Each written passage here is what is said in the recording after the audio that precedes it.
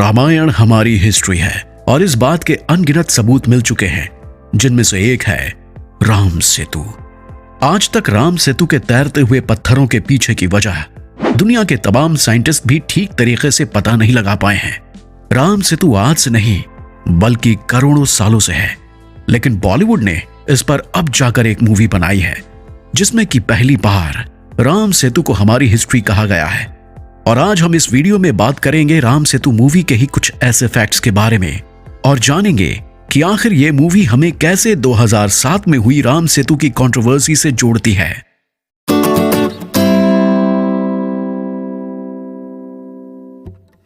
सबसे पहले तो आपको यह बता दें कि राम सेतु इंडिया में किसी भी OTT ऐप के द्वारा प्रोड्यूस की हुई पहली थिएटर फिल्म है, जिसे को प्रोड्यूस किया है Amazon प्राइम ने। साथ ही इस फिल्म की शूटिंग का एक बड़ा हिस्सा श्रीलंका में शूट हुआ है और इस फिल्म में श्रीलंकन एक्ट्रेस जैकलीन फर्नांडिस को भी शामिल किया गया है। चलिए फिलहाल इन बातों को छोड़िए और फिल्म के प्लॉट की तरफ आगे बढ़ते हैं। इस फिल्म का प्लॉट एक नास्तिक आर्कियोलॉजिस्ट की जर्नी पर बेस्ड है, जो कि राम सेतु ब्रिज पर रिसर्च करते हुए उसकी हिस्ट्री जानकर एक बिलीवर बन जाता है। यह पहली बार है जब किसी बॉलीवुड मूवी में हमारी रामायण को खाली एक माइथोलॉजी ना मानकर राम सेतु को हमारी हिस्ट्री कहा गया है। राम सेतु हमेशा से ही हमारी हिस्ट्री रामायण के तमाम सबूतों में शामिल रहा है। साथ ही इसके ओरिजिन को लेकर कई साइंटिस्ट्स कंफ्यूज्ड हैं कि हजारों साल पहले आखिर इतना एडवांस्ड ब्रिज बना तो कैसे बना।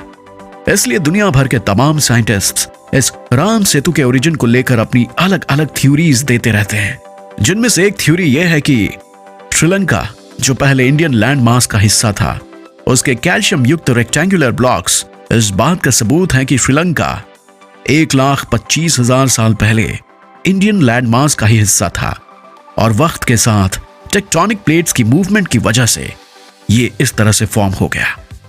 साथ ही हद तो तब पार हो गई जब एक ब्रिटिश मैपर ने सन 804 के अर्लीस्ट मैप्स में राम सेतु ब्रिज को एडम ब्रिज नाम दे दिया, वो भी खाली इस बिलीफ पर कि कभी एडम ने इस पुल का इस्तेमाल श्रीलंका से इंडिया जाते वक्त किया होगा।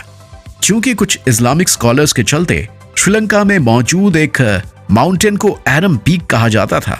राम सेतु को लेकर इस तरह के कई बेतुके दावे किए गए हैं, लेकिन इन कई सालों में इस बात के भी कई सबूत मिले हैं कि यह ब्रिज मैन मेड है। जैसे कि सन 2001 में ASI यानी कि आर्कियोलॉजिकल सर्वे ऑफ इंडिया के अंडर वाटर आर्कियोलॉजी विंग के हेड और राम सेतु ब्रिज पर रिसर्च करने वाले आलोक त्रिपाठी जी ने बताया कि नेचर में स्टोन्स हमेशा से इर्रेगुलर सीरीज में पाए जाते हैं। साथ ही अगर आप किसी भी स्ट्रक्चर को अलाइंड पाते हैं और उस स्ट्रक्चर पर सैंड और स्टोन की लेयर्स पाते हैं तो वो स्ट्रक्चर मैन मेड ही है। And as expected Ram Setu पर हमें ये दोनों ही बातें मौजूद मिलती हैं। साथ ही इस बात के सबूत के तौर पर कि ये पुल मैन मेड है, इसके लिए वाल्मीकि रामायण में पूरे 22 वर्सेस दिए गए हैं, जिनकी डिटेल्स में जाने के बाद हमें पता चलता है कि आखिर कैसे विश्वकर्मा के बेटे नल ने इस पुल को इंजीनियर किया था। वाल्मीकि रामायण के अनुसार इस पुल को 1 करोड़ वानरों ने 5 दिन के भीतर बनाया था। इसके अलावा कई पुराणों और शिलालेखों में भी इस बात का वर्णन किया गया है। यहां तक कि श्रीलंका के शहर जाफना तक में भी इस बात के सबूत मिलते हैं।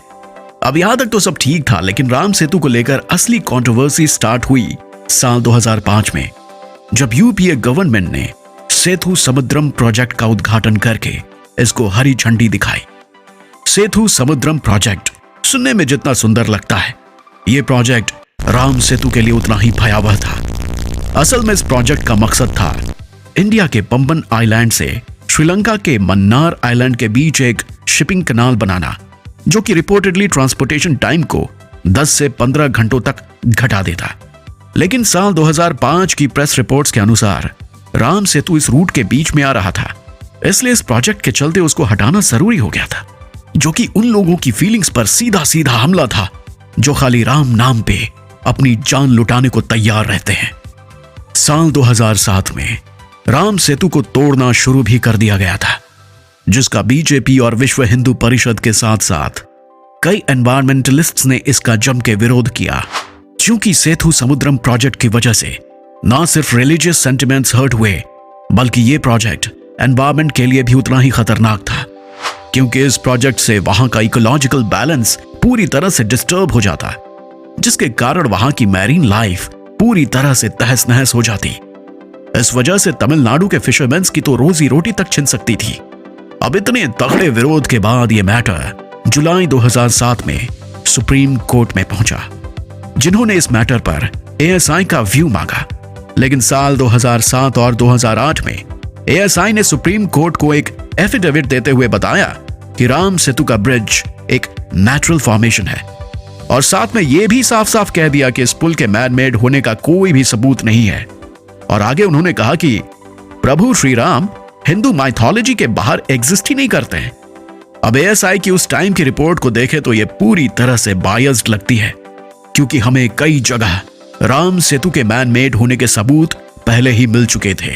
एएसआई की इस रिपोर्ट पर आलोक त्रिपाठी जी ने बताया कि इस कंट्रोवर्सी के पीक पर होने पर भी, अंडर वाटर आर्कियोलॉजी डिपार्टमेंट होने के बावजूद भी एएसआई को राम सेतु को एक्सप्लोर करने की कोई डायरेक्शंस नहीं दी गई थी, जबकि वो राम सेतु का अंडर वाटर सर्वे बड़ी आसानी से करवा सकते थे।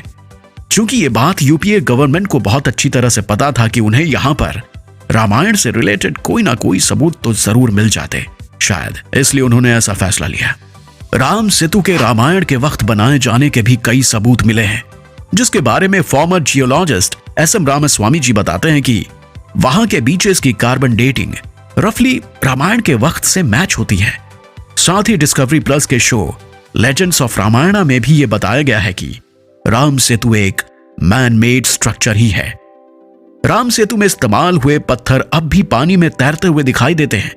हालांकि साइंटिस्ट्स इस बात के पीछे ये रीजन बताते हैं कि कुछ वॉल्केनिक रॉक्स हैं जिनका कि पानी में तैरना आम बात है, लेकिन रामेश्वरम जहां पर कि ये पुल स्थित है, वहां पर आसपास किसी भी ज्वालामुखी होने के कोई सबूत नहीं मिले हैं। सेतु समुद्रम प्रोजेक्ट के लिए तोड़फोड़ 2009 तक कंटिन्यू रही, लेकिन बाद में इसको फाइनली रोक दिया गया।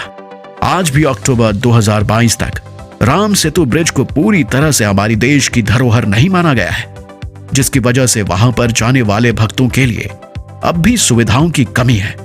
साथ ही वहां पर मौजूद ज्यादातर प्राचीन मंदिर अब जर्जर हालत में है।